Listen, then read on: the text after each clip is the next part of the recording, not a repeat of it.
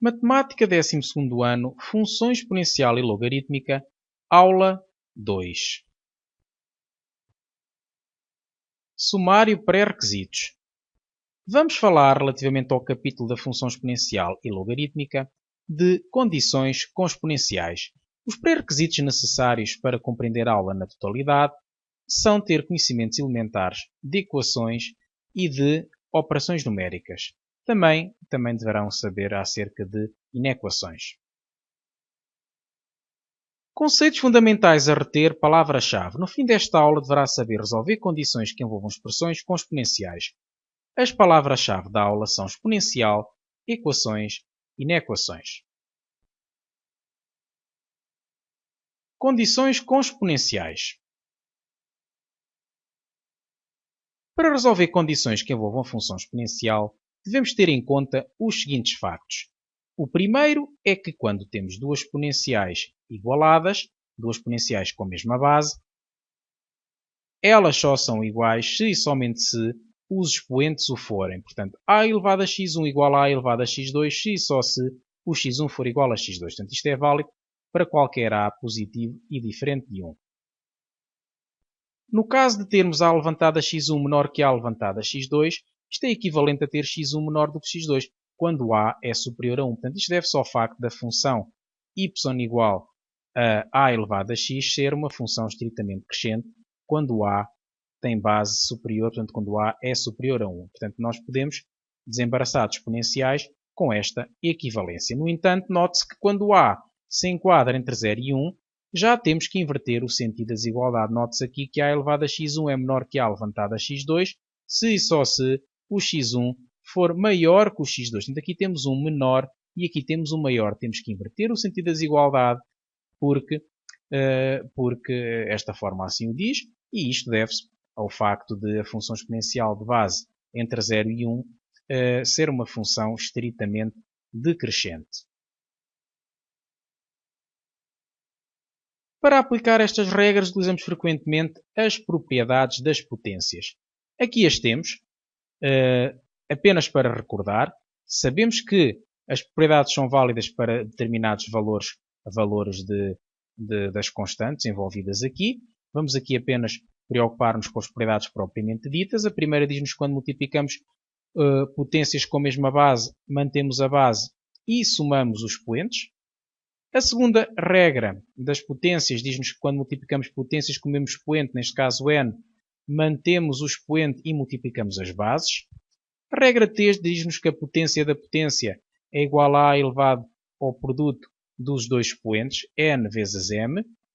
A quarta regra diz-nos que quando dividimos potências com a mesma base, mantemos a base e subtraímos os expoentes. A regra 5 diz-nos que quando dividimos potências com o mesmo expoente, mantemos o expoente e dividimos as bases. E a regra 6 permite-nos converter um número positivo elevado a uma fração, numa raiz índice m, num radical. Portanto, o a levantado a n sobre m, onde o n sobre m são naturalmente números naturais, vai ser igual a raiz índice m de a levantado a n. Ou seja, o número que figura no denominador vai passar a ser o índice da raiz e o que figura no numerador vai passar a ser a potência de base a que está no radicando da raiz. Em particular, o a elevado a 1 meio é a raiz de a. Portanto, eu digo em particular porque neste caso temos que o n é 1 e que o m é igual a 2. Portanto, fica a raiz índice 2 de a levantado a 1, ou seja, simplesmente a raiz quadrada de a. Quando temos a elevado a menos n, podemos escrever 1 sobre a elevado a n. É claro que aqui só é válida esta propriedade se o a for diferente de 0. Se o a for 0, anula-se o denominador. E, portanto, em particular, quando o n é igual a 1, temos a levantado a menos 1, que é a notação de inverso de um número, que é 1 sobre a. Também é ela válida apenas quando a diferente de 0. Aliás, este é o caso particular do n ser 1. Estas regras devem estar sempre presentes quando estamos a resolver condições com exponenciais, que elas podem ser muito úteis. Vamos resolver estas 4 condições que estamos a visualizar. Na primeira, temos duas exponenciais com a mesma base 5. Podemos então, com base nesta propriedade, igualar os expoentes. Portanto, a elevado a x1 igual a levantado a x2 é equivalente a ter x1 igual a x2. Neste caso, menos x mais 1 igual a menos 3x mais 6. E agora estamos perante uma equação do primeiro grau. Passam-se as incógnitas todas para o primeiro membro e as constantes para o segundo. Quando muda de membro, muda de sinal. Menos x mais 3x é igual a 2x. 6 menos 1 dá 5. E fica, portanto, x igual a 5 meios. O conjunto de solução será, portanto, o conjunto constituído pelos 5 meios. E está o primeiro resolvido. No caso do segundo, já não nos parece, à primeira vista, já não nos aparece uma função exponencial no primeiro membro igualada a outra no segundo. Mas nós vamos trabalhar nesse sentido. Um dos modos de o conseguir é isolar a exponencial 3 levantada a x no primeiro membro, passando o 9 a dividir para o segundo membro. Esta é uma das maneiras. Podemos também juntar este 9 com este 3x, aproveitando-nos do facto de 9 ser igual a 3 ao quadrado. Então, ficava 3 ao quadrado vezes 3 levantado a x, que como são potências com a mesma base a multiplicar, fica 3 levantado a 2 mais x. Mas assim também é possível. E 729 sobre 9 dá 81. E 81 é 3 à quarta. Portanto, nós temos sempre que pensar que o número em causa vai ser uma potência com a mesma base da exponencial que estamos a trabalhar. Portanto, 3 à quarta, ou vamos por tentativas ou fazemos a decomposição em fatores primos. Portanto, por tentativas é fazer na máquina de calcular. 3 ao quadrado não é simples, 3 ao cubo, 3 à quarta, 3 à quinta. Mas a decomposição em fatores primos também nos permite logo detectar que se o número é ou não uma potência com a mesma base com a exponencial que estamos a trabalhar. E temos então 3 levantado a x igual a 3 à quarta e o mesmo resultado do anterior vai nos permitir igualar o x a 4 e chegamos então ao conjunto de solução, que é o conjunto constituído pelo 4. Vamos à linha C. Temos, portanto, duas exponenciais, uma desigualdade envolvendo duas exponenciais, e temos que fazer uso deste facto, que a elevado a x1 maior que a levantada a x2 é equivalente a ter x1 maior do que x2, sempre que o a base das exponenciais envolvidas, for superior a 1. É o caso, a base é 5. Apesar daqui aparecer maior ou igual, nós também sabemos que quando temos uma igualdade, basta igualar x1 a x2. Portanto, este resultado estende-se facilmente para maior ou igual, colocando aqui maior ou igual nos dois sítios. E temos, portanto, menos x mais 1 maior ou igual que menos 3x mais 6. E com isto, podemos passar as incógnitas todas para o primeiro membro e resolver esta equação do primeiro grau. E na equação, menos x mais 3x dá 2x.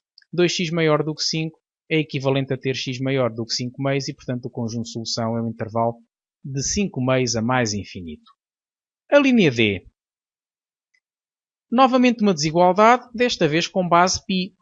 O π aqui não tem papel diferente.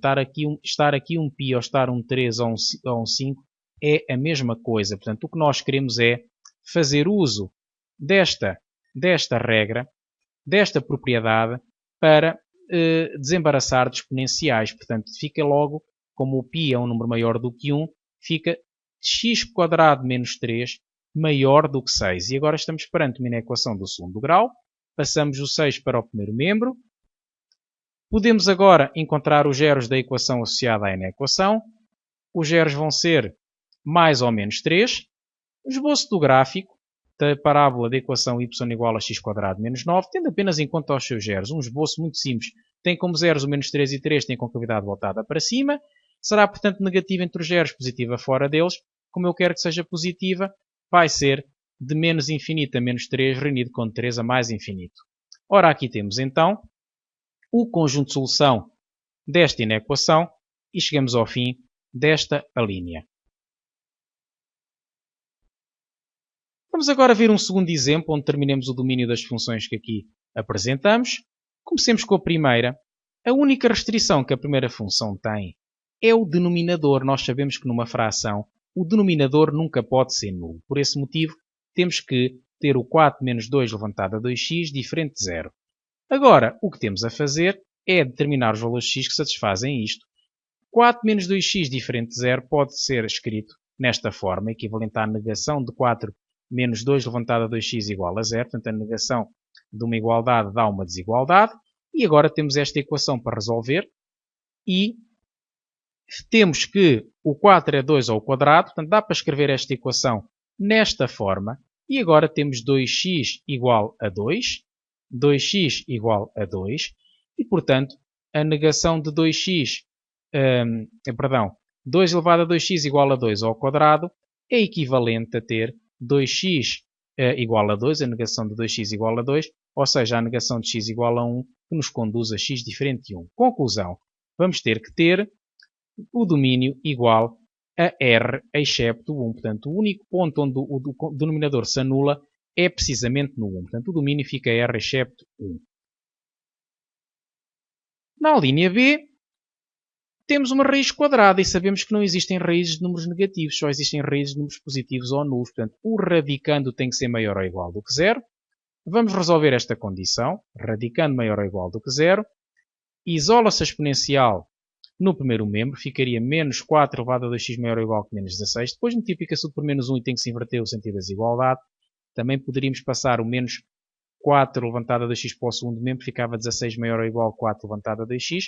Que é equivalente a 4 levantado a 2x menor ou igual que 16. E o 16 é igual a 4 ao quadrado. O 16 é igual a 4 ao quadrado. Sai, portanto, que 2x é menor do que 2.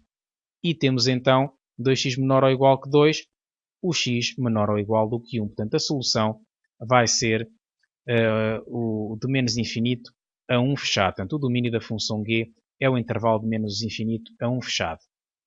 No caso da linha C, temos um denominador que não se pode anular e agora vamos aqui optar por um método menos formal do que o que utilizámos na linha A, igualar simplesmente a 0 o denominador e depois excluir os pontos onde o denominador se anula. Mas aqui, mesmo que se passe esta expressão para o segundo membro, não vamos conseguir isolar duas exponenciais no primeiro e no segundo membro. Portanto, não vamos conseguir. E por isto temos que optar por outra técnica. O que é que se observa aqui? 2 elevado a 2x é a mesma coisa que 2 elevado a x ao quadrado.